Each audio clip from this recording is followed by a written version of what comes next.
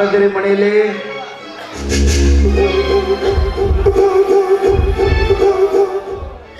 ಯಾರು? ಓಹೋ, ನೀನಾ? ನಮ್ಮ ಮನೆಗೆ ಯಾರು ಅತಿಥಿಗಳು ಬಂದಿರಬಹುದು ಅಂತ ನಾನು ತಿಳಿದುಕೊಂಡು, ಆದ್ರೆ ಬಾಗಿಲಲ್ಲಿ ಬಂದು ನಿಂತದ್ದು ನನ್ನ ಬೆನ್ನ ಹತ್ತಿದ ಬೇತಾಳದ ಭೂತ. ಬೆಂಗಳೂರಿನಲ್ಲಿ ಬೆನ್ನ ಹತ್ತಿದ್ದು ಸಾಧ್ಯವಂತ ಈಗ ಇಲ್ಲಿವರೆಗೂ ಬಂದಿದ್ದೀಯಾ? ನಿಮ್ಮ ಬುದ್ಧಿ ಶುದ್ಧವಿಲ್ಲ ತಾನೆ? ಮಾತೇಶ್, ಮತ್ತೊಬ್ಬರ ಮನೆಗೆ ಬರಲು ನಿನ್ನ ಆತ್ಮಕ್ಕೆ ನಾಚಿಕೆ ಬರೋದಿಲ್ವೇ? ಮಾತಾಡು ಮಾತೆ, ನಾನು ಕೇಳ್ತಿರೋದು ನಿನ್ನನ್ನೇ. ಇಲ್ಲಿಗೆ ಬಂದೆ. ನಾನು ಬರಬೇಕಾದವರ ಮನೆಗೆ ಬಂದಿದ್ದೇನೆ ಅಂಬಿಕಾ. ಮತ್ತೊಬ್ಬರ ಮನೆಗೆ ತಪ್ಪಿ ಹೆಜ್ಜೆ ಇಡಲು ಗಂಟ ಪುರುಷ ನಾನಲ್ಲ. ನಾನು ಯಾರೆಂಬುವುದು ನೀನು ತಿಳಿದುಕೊಂಡಿದ್ದರೆ ನಾನು ಬರುವ ಮೊದಲೇ ನನ್ನನ್ನು ಬಾಗಲಲ್ಲಿ ನಿಂತು ಸ್ವಾಗತ ಮಾಡಿಕೊಳ್ತಾ ಇದ್ದಿ. ನಾನು ಯಾರೆಂಬುದು ನೀನು ತಿಳಿಯಲಾರದು. ನೀನು ದುರ್ದೈವಿ. ನೀನು ಬೆಟ್ಟಪ್ಪದ ನಿಯಂತ್ರ ದುಡಿಯುವ ರುದ್ರನ ಮಗಳು ತಾನೆ? ಹೌದು. ನಿನಗೇನಾಗಬೇಕಾಗಿದೆ? ಏನಕ್ಕೆ ಇಲ್ಲಿಗೆ ಬಂದೆ ಅಷ್ಟು ಹೇಳು. ಬರಬೇಕೆಂದು ಬಯಸಿ ಬಂದವನು ನಾನಲ್ಲ ಅಂಬೇಕಾ. ಬರುವ ಅವಶ್ಯಕತೆ ತಂದುಕೊಂಡವನು ನಿನ್ನ ತಂದೆ. ಅಂದ್ರೆ ನಾನು ಯಾರು ಗೊತ್ತಾ? 40 ಹಳ್ಳಿಯ ಅರಸ ಆ ಬೆಟ್ಟಪ್ಪನ ಮಗ ಮಾದೇಶ. ನೀನು ಬೆಟ್ಟಪ್ಪದ ಮಗನ? ಯಾಕೆ ಮಾತಾಡೋ ನಾಲ್ಗಿ ನಾಚಿಕೊಂಡಿದ್ದೆ? ಮೈಯಲ್ಲಿರುವ ರಕ್ತ ಎಲ್ಲ ಹೆಪ್ಪಗಡ್ಡೆ ನಿಂತ ನೆಲ ನಂಬದಂತ ಇದೆ. ಹೇಳಬೇಕ, ನಾನು ನಿನ್ನನ್ನು ಪ್ರೀತಿ ಮಾಡಿದ್ದಪ್ಪ. ಈಗ ತಪ್ಪಾಗಿಲ್ಲ. ನಿನ್ನನ್ನ ಕಂಡು ನನಗೆ ದುಃಖವಾಗ್ತಾ ಇದೆ. 10 ಜನರಿಗೆ ಪಾಠ ಹೇಳೋ ಶಿವಶರಣರ ಮಠದಲ್ಲಿ ಪಾಠ ಹೇಳೋ ಗಿಳಿ ಹುಟ್ಟಿಲ್ಲ, ಎಣುಬು ತಿನ್ನೋ ನಾಯಿ ಹುಟ್ಟಲ್ಲ ಅಂತ ಮುಚ್ಚುವಾಯು ಹುಚ್ಚು ಹೆಣ್ಣೆ. ಹೆಚ್ಚಿಗೆ ಮಾತನಾಡಿದ್ರೆ ಹುಚ್ಚಿ ಬೀಳುವುದು ನಿನ್ನ ಹಲ್ಲುಗಳು. ನಾನು ಮನಸ್ಸು ಮಾಡಿದರೆ ನಿನ್ನಂತ 10 ಹೆಣ್ಣುಗಳನ್ನು ತಂದು ಸಾಲಾಗಿ ನಿಂದಿಸಬಲ್ಲೆ. ಆದ್ರೆ ನಿನ್ನನ್ನೇ ಕಟ್ಟಿಕೊಳ್ಳಬೇಕೆನ್ನುವ ಕೆಟ್ಟ ಹಠ ನನ್ನ ಮನದಲ್ಲಿ ಮಣಿ ಮಾಡಿ ನಿಂತಿದೆ. ಯಾಕೆ? ನಾನು ಅಷ್ಟೊಂದು ರೂಪಸಿ? ಹೌದು ಅಂಬಿಕಾ, ಈ ನಿನ್ನ ರೂಪ ಲಾವಣ್ಯ ನನ್ನನ್ನು ಮೂರ್ಖನಾಗಿ ಮಾಡಿ ನಿಂತಿದೆ. ನಿನ್ನ ಪ್ರೀತಿಯ ಹೊಳೆಯಲ್ಲಿ ಅಂಬಿಗ ನಾನಾಗಬೇಕೆನ್ನುವ ಆಸೆ. ಈ ನಿನ್ನ ಪ್ರೀತಿಯ ಅರಮನೆಯಲ್ಲಿ ಮಹಾರಾಜ್ಯನಾಗಿ ಮೆರೆಯಬೇಕೆನ್ನುವ ಕನಸು. ಆಕಾಶದಲ್ಲಿರುವ ಹಕ್ಕಿ ದಕ್ಕಲಾರನ್ನು ತಿಳಿದುಕೊಂಡಿದ್ದೇ ನಿಜ. ಆದರೆ ಆ ಹಕ್ಕಿಯ ಗೂಡು ನನ್ನ ಅರಮನೆಯ ಪಕ್ಕದಲ್ಲಿ ಅಂತ ನಾನು ತಿಳ್ಕೊಂಡಿಲ್ಲ. ಅಂಬಿಕಾ, ಸುಮ್ಮನೆ ಕಾಲಹರಣ ಮಾಡಬೇಡ. ಗರುಡೋಗಿ ಬಂದು ಈ ಹಕ್ಕಿಯನ್ನು ಕುಕ್ಕುವಕ್ಕಿಂತ ಮುಂಚಿತವಾಗಿ ನಿನ್ನಿಂದ ನೀನಾಗಿ ಬಂದ ಮನ ಬಯಸಿದ ದೇಹವನ್ನ ಕುಕ್ಕಲು ಇದೇನು ದೇವದಾಸಿಯ ಹಕ್ಕಿ ಅಲ್ಲ. ದೇವರಿಗೆಂದು ಮೀಸಲಾಗಿದ್ದ ಪವಿತ್ರ ಹಕ್ಕಿನಾಡು ನನ್ನನ್ನ ಕುಕ್ಕಲು ಬಂದದ್ದೇ ಯಾಕೆ? ನಿನ್ನ ರೆಕ್ಕೆಯನ್ನೇ ಕತ್ತರಿಸಿಕೊಳ್ಳಬೇಕಾಗುತ್ತೋ ನೀಚ? ಹೆಣ್ಣು ಒಲಿದು ಬರಬೇಕಾದ್ರೆ ಅದಕ್ಕೂ ಪುಣ್ಯ ಮಾಡಬೇಕು. ಮಾತೇಶ್, ಒಂದು ಮಾತನ್ನ ಹೇಳ್ತೀನಿ ಕೇಳು. ಒಲಿಯಲಾರದ ಹೆಣ್ಣಿನ ಬೆನ್ನು ಹತ್ತೋದು ಒಂದೇ. ಸೇದು ಬಾವಿಯ ನೀರನ್ನ ನೋಡಿ ನಾಯಿ ಸಂತೋಷ ಪಟ್ಟಂತೆ ಸರಿ. ಈ ಮಾತನ್ನ ನೀನು ಆತುಕೊಂಡ್ರೆ ಮಾನವಂತನಾಗಿ ಬದುಕುವೆ. ಇಲ್ಲದಿದ್ದರೆ ನನ್ನ ಕೈಯಲ್ಲಿಯೇ ನಿನ್ನ ಪ್ರಾಣವನ್ನ ಕಳೆದುಕೊಳ್ಳುವಿಯೋ? ನನಗೆ ಗೊತ್ತಿರುವುದು ಒಂದೇ ಒಂದು. ಒಲಿಯಲಾರದ ಹೆಣ್ಣನ್ನು ಒಲಿಸಿಕೊಳ್ಳುವುದೆಂದರೆ ಓಡುವ ಜಿಂಕೆಯನ್ನು ತಂದು ಬೇಟೆಯಾಡಿ ಉಂಡಷ್ಟು ಸಂತೋಷ. ಇನ್ನು ಪ್ರೀತಿ ಇಲ್ಲದ ಹೆಣ್ಣನ್ನ ಭೋಗಿಸುವುದಂದ್ರೆ ಅಮೃತ ಅಮೃತ ಉಂಡಟ್ಟು ಸಂತೋಷ. ಮುಂದೆ ಮನಸ್ಸಿಲ್ಲದ ಹೆಣ್ಣನ್ನ ಮದುವೆ ಆಗುವುದಂದ್ರೆ ಹಠ ಮಾಡುವ ಕುದುರೆಯನ್ನು ತಂದು ರಥಕ್ಕೆ ಕಟ್ಟಿ ಚಾಟಿಂದ ಹಾರಿಸಿ ಸವಾರಿ ಮಾಡಿದಷ್ಟು ಸಂತೋಷ ನನ್ನ ಬಗ್ಗೆ. ಮಾತಿಗೆ ಮಾತು ಬೆಳೆದರೆ ವೈರಸ್ ಮಾತಾಡುತ್ತೆ, ವೈರವತ್ತ ಬೆಳೆದ್ರೆ ವಿರಸ ಹುಟ್ಟುತ್ತೆ, ವಿರಸ ಹುಟ್ಟಿದ್ರೆ ಸರ್ವನಾಶಕ್ಕೆ ಕಾರಣವಾಗುತ್ತೆ, ಸರ್ವನಾಶಕ್ಕೆ ಕಾರಣವಾದ್ರೆ ನಿನಗೂ ಪ್ರಯೋಜನ ಇಲ್ಲ, ನನಗೂ ಪ್ರಯೋಜನ ಇಲ್ಲ. ಕಮಾನ್, ಸಮಯ ಸಿಕ್ಕಾಗ ಸುಖ ಪಡುವುದೇ ಜೀವನದ ಜೀವಾಳ.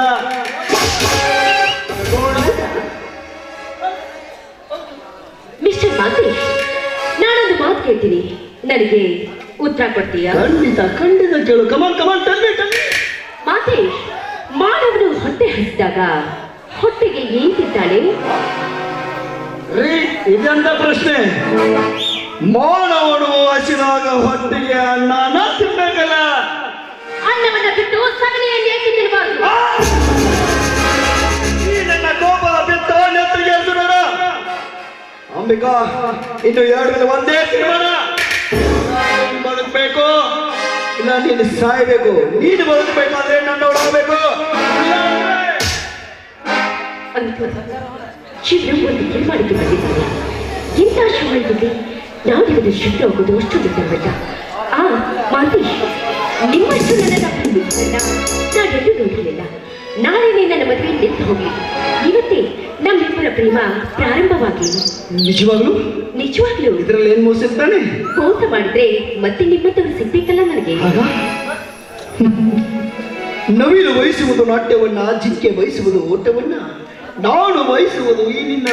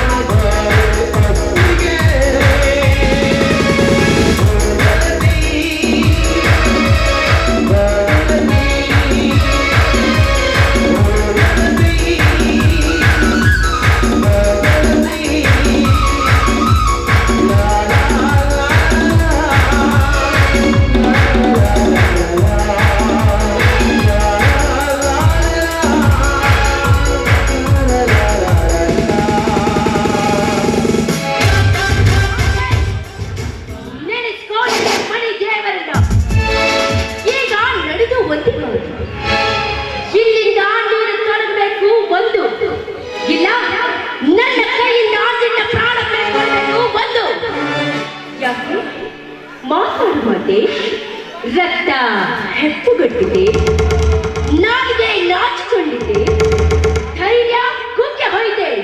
ಮಾತಾಡಬೇಕಪ್ಪ. ಏನ್ ಮಾಡ್ಬೇಡ ನಾನು ಹೋಗ್ತೀನಿ. ಏ ಅರವಿಂದ್,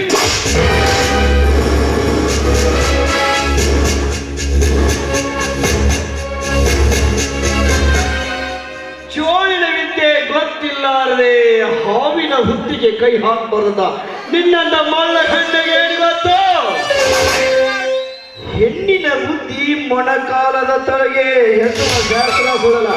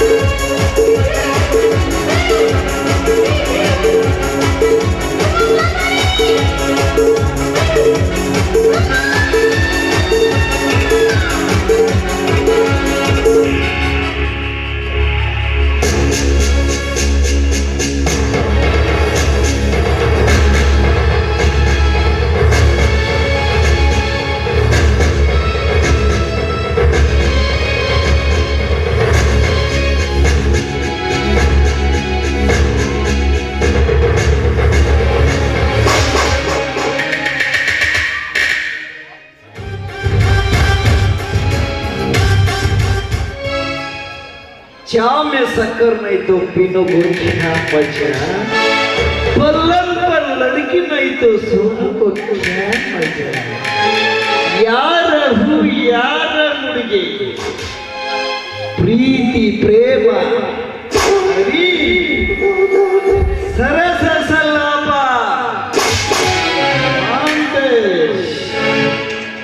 ಆಸೆ ತೀರ್ ಹೋಯ್ತು, ಆಸೆ ತೀರ್ ಹೋಯ್ತು ಮಂದರ್ಶ, ಆಸೆ ತೀರ್ ಹೋಯ್ತು.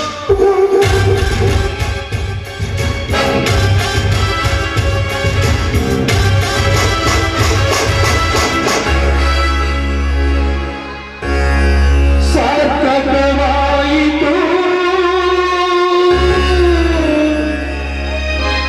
ಈ ಜನ್ಮ, ಸಾರ್ಥಕವಾಯಿತು.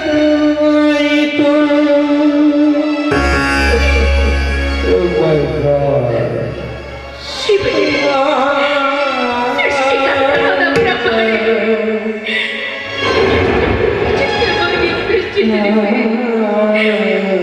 ಒಂದು ಸಾವಿನ